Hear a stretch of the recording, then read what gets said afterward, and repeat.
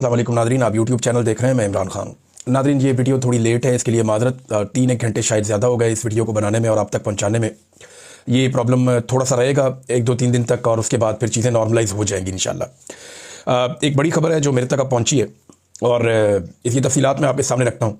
3 चीज़ें ऐसी हैं जिनके ऊपर अभी ये तय कर लिया गया एस्टेब्लिशमेंट की जानिब से कि इनके ऊपर ज़ीरो टॉलरेंस होगी और इनकी तैयारी की जा रही है। मजहबी सियासी जमातें जो हैं, चाहे वो फजलुर रहमान साहब हैं, चाहे वो दीगर पॉलिटिकल पार्टीज हैं, जमात इस्लामी हैं, बाकी लोग हैं, वो इस पे ऑन बोर्ड ले लिए गए और उन्हें यह कह दिया गया कि इसके ऊपर आपने खप नहीं डालनी। हुकूमती जमातें भी इसके ऊपर राज़ी हैं और पाकिस्तान तहरीक इंसाफ के वो लोग जो बाहर मौजूद हैं उनमें से भी बेशतर को राज़ी कर लिया गया है। इमरान खान साहब को आइसोलेशन में डाल दिया जाएगा या कोशिश की जाएगी ये दिन निकाल दिए जाएँ और ये एक्टिविटीज़ कर ली जाएँ।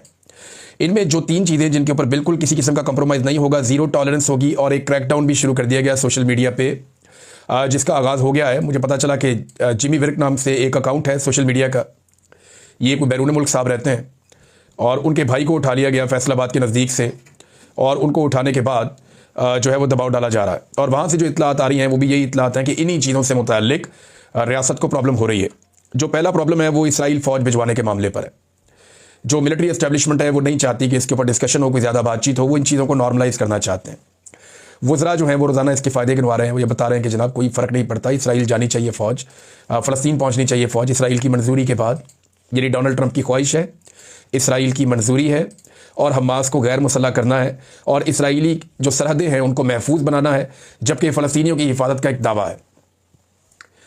हकीकतन तो यह है कि फ़लस्तीनियों की जो एक मुज़ामत है या एक जद्दोजहद आज़ादी है वो अब हमेशा के लिए ऐसा लगता है कि ख़त्म होने जा रही है और जो इसराइल नहीं कर सका वो ये फ़ौज कर देगी जो अब जा रही है फ़लस्तीन में या गज़ा में। तो नंबर 1, इसके ऊपर किसी किस्म का वो कहते हैं जी कोई बात ना करे। इसके ऊपर बहुत दबाव आ रहा है सोशल मीडिया के ऊपर, जो लोग इस पर बात कर रहे हैं उन पर बहुत दबाव आ रहा है और रोका जा रहा है कि इसके बारे में बात ना करें। नंबर 2, अफगानिस्तान से लड़ाई और कबायली इलाकों में ऑपरेशन पर इस हवाले से भी ज़ीरो टॉलरेंस है। वो कहते हैं जी इस बारे में तो बात ही ना करे कोई, क्योंकि ये दोनों चीज़ें याद रखिएगा जुड़ती हैं डोनाल्ड ट्रंप के साथ। ये दोनों चीज़ें डोनाल्ड ट्रंप की ख्वाहिशात की तकमील में हो रही। यानी डोनाल्ड ट्रंप की ये ख्वाहिश है कि पाकिस्तान इसराइल को तस्लीम करे, पाकिस्तान इसराइल के साथ अच्छे ताल्लुकात बनाए और हमास को हमेशा के लिए ख़त्म कर दिया जाए और जहाँ फ़लस्तीनी है वो वहाँ महदूद रहें। फ़लस्तीनी रियासत बने या ना बने उसके बारे में वो अभी तक कन्फ्यूजन का शिकार हैं डोनाल्ड ट्रंप। तो इस हवाले से पाकिस्तान की एस्टेब्लिशमेंट डोनाल्ड ट्रंप को फॉलो कर रही है। अफगानिस्तान में डोनाल्ड ट्रंप को बगराम एयरबेस चाहिए। उन्होंने कहा जी अगर ये काम करोगे तो ठीक है, नहीं तो फिर हम ये बताएंगे, अफगानियों के लिए हालात मुश्किल हो जाएंगे। अब अफगानियों ने तो मना कर दिया था, लेकिन डोनाल्ड ट्रंप ने एक बात और समझाई है आलमी मीडिया को और उन्होंने 2-3 मौक़ों पर यह बात की है कि बहुत सारे काम ऐसे हैं वो अब अमेरिकी फ़ौज को आगे नहीं करेंगे, वो काम वो अमेरिकी फ़ौज से नहीं लेंगे। वो काम करने के लिए उन्हें खित्ते में दीगर फ़ौजें मुयस्सर हैं और वो उन फ़ौजों के ज़रिए से वो काम लेंगे, जैसा कि उन्होंने हमास को ख़त्म करने का या हमास को कुचलने का जो फ़ैसला किया उसके बारे में भी उनका यही मानना है। तो इसराइल फ़ौज भिजवाने का मामला हो या अफगानिस्तान से लड़ाई का मामला हो, ये दोनों चीज़ें जाकर जुड़ जाती हैं डोनाल्ड ट्रंप की ख्वाहिशात के साथ। और कबायली इलाकों में जो ऑपरेशंस हैं ये तो बड़े लंबे अरसे से चल रहे हैं। देखिए मेरा एक सादा सवाल है, अगर इसी तरह अमन आ जाता ऑपरेशंस के ज़रिए तो बलूचिस्तान में पाकिस्तान की फ़ौज को गुज़िश्ता कई दहाइयों से फ्री हैंड है। वहाँ पे उन्होंने बड़े खौफनाक ऑपरेशन किए हैं और वो मुट्ठी भर दहशतगर्द है। वहाँ पे बहुत थोड़े लोग हैं लेकिन उन्हें ताज़ा खून मिलता रहता है जबरी गुमशुदगियों की वजह से, रियासती पॉलिसियों की वजह से, नाइंसाफ़ियों की वजह से और महरूमियों की वजह से उन्हें ताज़ा खून मिलता रहता है। इसलिए उनकी तहरीक चलती रहती है और अब तक पूरे बलूचिस्तान में अमन व अमान कायम नहीं हो सका। बलूचिस्तान में वो इलाके जो छावनियों की तरह बंद कर दिए गए हैं, वहाँ आप कुछ ज़िंदगी गुजार सकते हैं, बाकी एरियाज़ में आप महफूज नहीं होते। किसी वक्त भी आपके साथ कुछ भी हो सकता है। किसी सड़क पे आप ट्रैवल कर रहे हो और कई दहाइयों से फ़ौजी ऑपरेशन वहाँ चल रहा है। अगर फ़ौजी ऑपरेशन मसले का हल होता तो इंतहाई कमज़ोर वहाँ पे जो दुश्मन है उसको अब तक शिकस्त दे दी जाती। ये जो इस तरह की लड़ाइयाँ होती हैं इसमें अपने बयानियाँ खड़ा करना होता है। थोड़े दिन पहले मैंने इस पर तफसीली बात की थी। तो जब बलूचिस्तान में अमन नहीं आया तो अब कबायली इलाकों में अमन कैसे लेकर आएंगे? कबायली इलाके के लोग ये कह रहे हैं और सुहेल अफरीदी भी ये कह रहे हैं और जो उनके हमायती हैं बाकी लोग वो भी ये कह रहे हैं कि ये अमन के लिए तो है ही नहीं ऑपरेशन, ये तो मादनियात के लिए, हमारे वसाइल पे कब्जे के लिए ऑपरेशन है और यहाँ से हमारी मादनियात उठाकर ले जाई जाएंगी और दुनिया को बेच दी जाएंगी।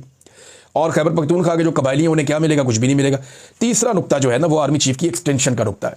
मैंने आपसे कहा कि 3 चीज़ों के ऊपर क्रैकडाउन भी होने जा रहा है, 3 चीज़ों के ऊपर ज़ीरो टॉलरेंस भी फैसला कर लिया गया है और इन 3 चीज़ों के ऊपर रियासती बयानियाँ बनाने के लिए बहुत सारे लोगों को राब्ता भी किया गया है।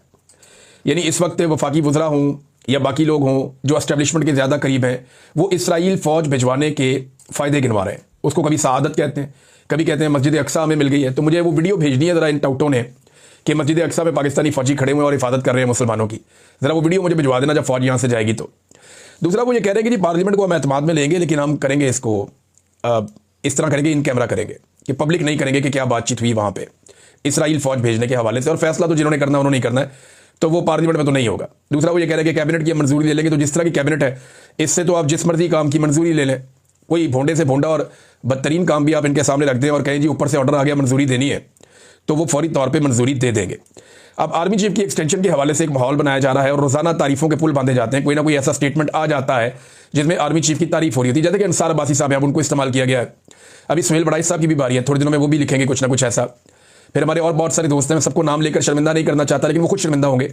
आने वाले दिनों में बहुत सारे ऐसे लोग आर्मी चीफ की तारीफें कर रहे होंगे उनकी एक्सटेंशन से पहले, क्योंकि उन सबको बता दिया गया है कि आपने कम से कम एक एक कॉलम, एक एक प्रोग्राम या एक एक वीलॉग आपने आर्मी चीफ के हवाले से करना है, उनकी तारीफों के पुल आपने बांधने और जरा डिफरेंट तरीके से।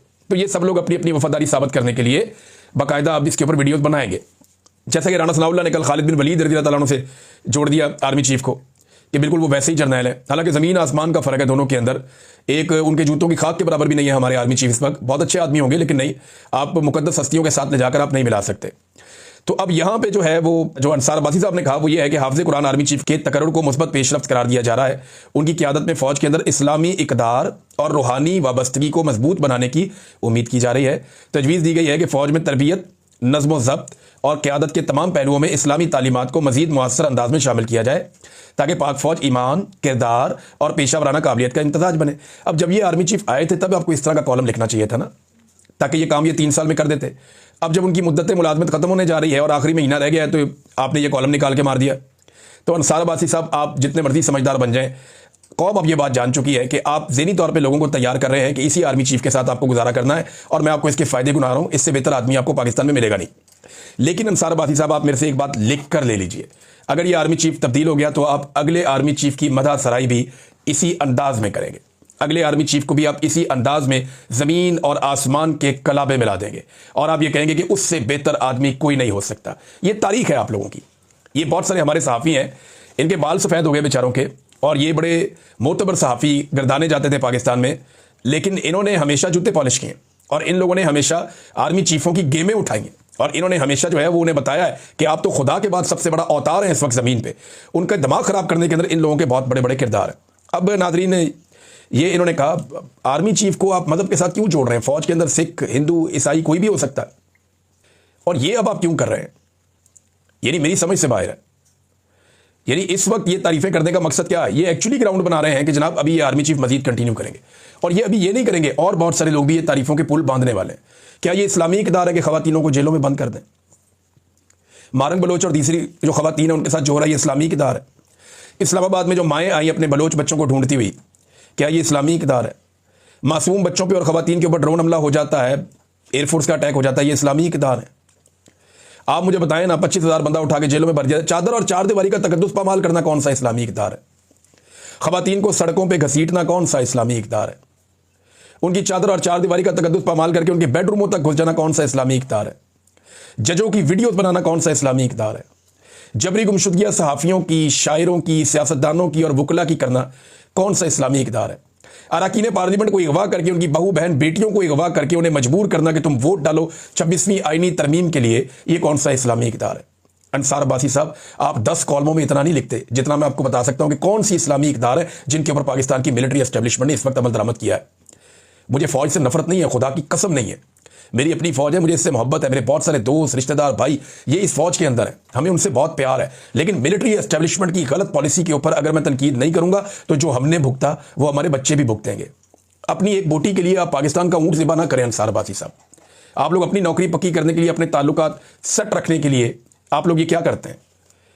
यानी एक छोटी मोटी नौकरी दिला दी किसी रिश्तेदार को रेलवे में या कहीं और किसी सहाफ़ी ने, तो ये इसके बदले में कुछ भी करेगा वो। मैं सहाफ़ियों की बात कर रहा हूँ, ये चलता रहता है पाकिस्तान में। अब मैं क्या पोल खोलूँ किसी का? नाज़रीन, एक तो ये आर्मी चीफ की जनाब एक्सटेंशन के हवाले से बड़ी तारीफ़ें हो रही हैं। दूसरा, फ़ौज इसराइल कैसे जाएगी, इस पर राणा सनाउल्लाह साहब ने थोड़ी सी वजाहत दी, लेकिन एक बात उन्होंने की, उन्होंने कहा जी हमास को गैर मुसल्लह करने के मामले को क्यों पोलिटिसाइज़ किया जा रहा है? राणा सनाउल्लाह के बकौल वो कहते हैं कि हमास ने तो खुद मुआहदे पे दस्तखत किए हैं, गैर मुसल्लह होने के। तो मैं राना सनाउल्लाह साहब को ज़रा याद दिला दूं कि जिस मुआहदे पे आप लोगों ने दस्तखत किए हैं, हमास ने वो माना ही नहीं। हमास ने अपनी तरमीम शुदा एक नए मुसवदे के ऊपर दस्तखत किए थे जिसमें बहुत सारी शराइत हैं। आपने तो शायद राना साहब वो वाला मुआहदा भी नहीं पढ़ा जो डोनाल्ड ट्रंप और शहबाज शरीफ और बाकी लोगों के बीच में हुआ। ज़रा वो मुआहदा आप पढ़ लीजिए जो हमास ने तरमीम के बाद जो शिक्के सामने आई और जिन चीज़ों पे बातचीत हुई और जिसको एक कामयाबी करार दिया गया डोनाल्ड ट्रंप की जानिब से, ज़रा उस मुआहदे को आप निकाल कर पढ़ लें। और दूसरा, पाकिस्तान हमेशा हमास की हमायत करता रहा है, एक इखलाकी हमायत करता रहा उनकी जिद्दोजहद आज़ादी को।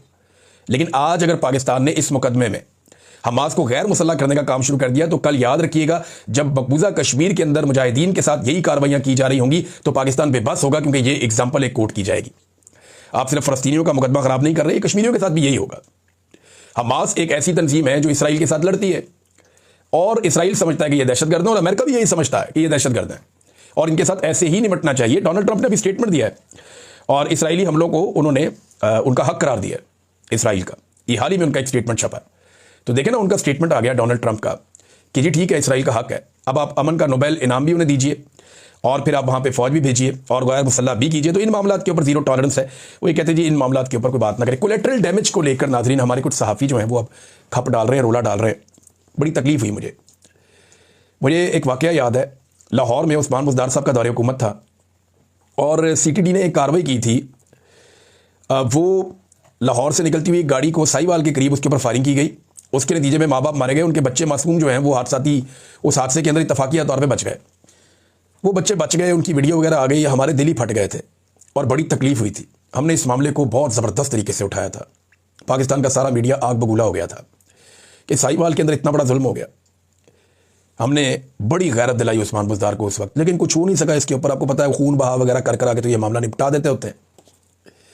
लेकिन बड़ी तकलीफ हुई थी कि माँ बाप छीन लिए बच्चों से उनके और मार दिए। वो बेगुनाह थे, ना वो दहशतगर्द थे, ना उनका दहशतगर्दी से कोई ताल्लुक था। तो इसको कोलेटरल डैमेज उस वक्त करार दिया गया था। मैंने और तमाम सहाफ़ियों ने बड़ी ज़ोरदार आवाज़ उठाई थी, बड़ा रोला डाला था। मैंने बहुत सारे प्रोग्राम इसके ऊपर कर दिए थे, मुझे आज भी याद है। मुझे बल्कि कई लोगों ने कहा कि आप बहुत ज़्यादा जज्बाती हो गए। मैंने कहा यार सोचो